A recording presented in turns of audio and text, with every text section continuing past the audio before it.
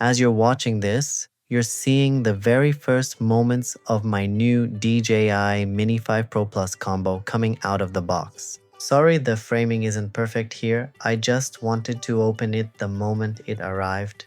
It's that kind of product, the kind you can't wait to unbox even if your camera angle isn't perfectly set. By the way, this whole unboxing is shot on the Osmo Pocket 3. That little camera can create surprisingly beautiful footage for something so small, so I'd love to make a dedicated video about it someday and really show you what it can do. Hey, it's Mickey. Today is an unboxing and first look review of the DJI Mini 5 Pro Plus combo. If you're a creator in your 20s or 30s, shooting on weekends, freelancing, or getting serious with video, I want you to watch this with one question in mind. Will this drone actually make my shots better and my life easier? Right now, you can see the shoulder bag. It's designed so the drone, the controller, the batteries, the filters, and the cables all fit in one clean small package. It's a true grab-and-go setup. You pick up one bag by the handle and you know you're ready for a full day of flying. In the box, you get the drone itself, the remote controller with the built-in screen, multiple batteries, the charging hub, a shoulder bag, a small case with filters, spare propellers and screws, and a USB-C cable and paperwork.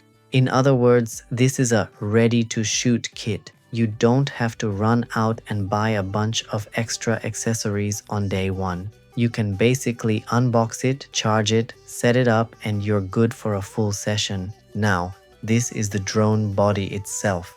You can see how small it is in my hands. Folded, it's tiny. It disappears into a corner of your backpack. But when you unfold the arms, it suddenly feels like a real aircraft. And for the first time in the Mini series, this tiny body is carrying a 1-inch camera sensor and a LiDAR-based sensing system. So you're not just getting a cute little drone, you're getting a genuinely pro-level camera and a very advanced safety system packed into something that still looks and feels like a Mini. A little later in the video, you'll see me pick up the remote controller. This is the version with the built-in screen, which is the one I bought. I really like this style because I don't have to attach my phone every time I want to fly. Out of the box, the controller comes with around half a charge, just enough to let you get through the initial setup and maybe a quick test flight if you really want to. The joysticks feel precise, not too loose and not too stiff.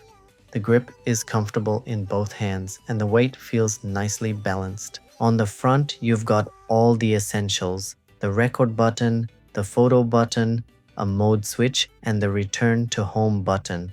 All of these land in very natural thumb positions, so you don't have to look down and think about where anything is. The built-in screen is bright and clear.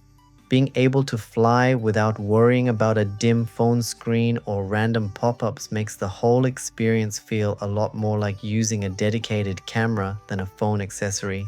Around this point, you'll see a small case with 3 filters inside. These are lens filters for the camera, basically sunglasses for your drone. Most of the time, they're neutral density filters that cut the amount of light hitting the sensor, so you can keep your shutter speed where you want it, even in the middle of a bright day. If you care about getting smooth, cinematic motion blur instead of sharp, jittery footage, these tiny pieces of glass are incredibly important. Next up are the batteries. Because this is the Plus combo, you don't just get one battery, you get multiple batteries right from the start. Each one is compact, clearly labeled, and clicks into the drone with a very satisfying secure lock. For a creator, this is what actually buys you time in the air. One battery is enough to try the drone. Several batteries mean you can go out and shoot for an entire afternoon without constantly thinking, "I only have a few minutes left." You'll also see the charging hub. You just plug all your batteries into it, connect power, and it charges them in sequence while you do something else. No need to babysit each battery one by one. Now on screen you can see me powering on the drone and the controller for the first time and going through the initial setup. This part isn't dramatic visually, but it's really important. The controller boots up into the DJI interface, connects to the drone, and from there we dive into the menus. First, we accept the terms, then we check for firmware updates and make sure everything is up to date. It's not exciting, but it's the kind of thing you really don't want to skip. If you're new to drones, this is the moment to slow down and explore the settings. Check your safety options, return to home altitude, maximum distance, and whether you want beginner mode turned on at first. Look at the obstacle avoidance options so you understand how aggressively the drone will try to protect itself. Set your units, time zone, and home point behavior. Then move into the camera settings. Resolution, frame rate, color profile, and whether you want to shoot in a flatter profile for color grading later. Doing this calmly at home means you'll be much more relaxed when you're outside in the wind or standing in a busy location trying to get your shot. After that, you'll see me slowly turning the drone in front of the camera to show the details. Up front is the camera and the 3-axis gimbal. This is the heart of the Mini 5 Pro. Inside that camera, for the first time in the Mini series, we get a 1-inch sensor. If you're wondering what a 1-inch sensor actually means, it's the size of the imaging sensor behind the lens. The name is a bit old school, and it doesn't literally mean this sensor is 1 inch across, but compared to a typical smartphone sensor, it's much larger. A larger sensor can gather more light and more information in each frame. That usually means better low light performance, cleaner shadows, more dynamic range, and a more natural cinematic look. So even though this is a small drone, the camera inside is much closer to a pro-level compact or small cinema camera than a phone. On the underside, you can see downward sensors that help the drone understand where the ground is, especially when it's landing or hovering close to a surface. And then one of the big upgrades, a LiDAR sensor system in the Mini line. Very simply, LiDAR sends out tiny pulses of light and measures how long they take to bounce back. From that timing, the drone can build a kind of depth map of the world around it. You don't have to think about the math, but you do feel the effect.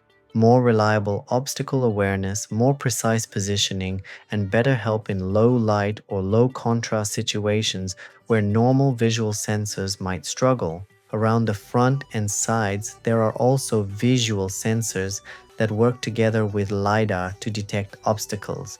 They help the drone understand what's in its path and either warn you or in some modes help it avoid obstacles automatically. Scattered around the body, you'll also see vents for cooling and small LED indicators so you can quickly tell what state the drone is in.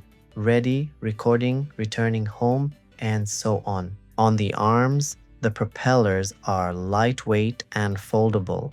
They're designed to pack away cleanly, but also to spin quietly and efficiently when you're in the air. When you move the motors and hinges by hand, there's a reassuring solidity to them, like they're built to be folded and unfolded many times over the life of the drone. Overall, it feels like a compact, everyday aircraft with a genuinely pro-level camera and safety system on board, rather than a fragile toy. So why did I choose the Mini 5 Pro Plus combo specifically? On this channel, I'm planning to post cinematic edits that focus on movement and mood, street-style videos, and behind-the-scenes content that shows how I capture those shots.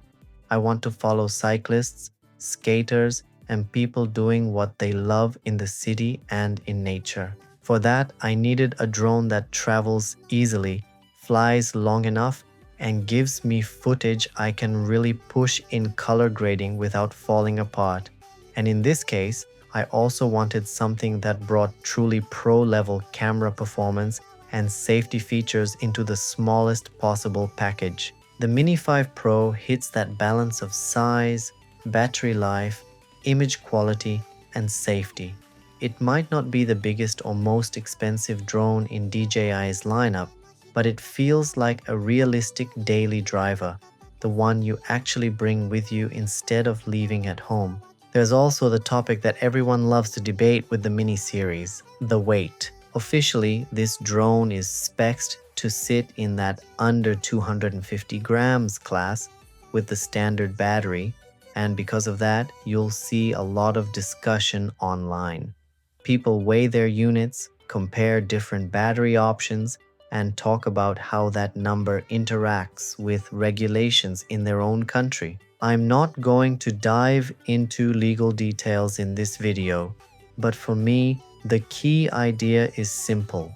It's light enough that I don't think twice about carrying it every day, and it's still stable enough thanks to the 1-inch sensor, the gimbal, and the LiDAR-assisted sensing to give me usable cinematic shots in normal flying conditions. If a drone is too heavy, you start leaving it at home. If it's too flimsy, you stop trusting the footage. This one, at least on paper and in the hand, feels like it sits in a very practical middle ground. So if you're wondering, should I buy the Mini 5 Pro and is the Plus combo worth it? Here's how I see it. If you only fly once in a while, the standard kit might be enough. But if you want to shoot real projects, client work, personal films, or consistent YouTube content, the Plus combo will save you a lot of frustration. Extra batteries mean more attempts at the same shot, more time to experiment with angles, and more chances to catch that one perfect moment where everything lines up. From a business point of view, even a single paid project that needs aerial footage can cover a big part of the combo cost.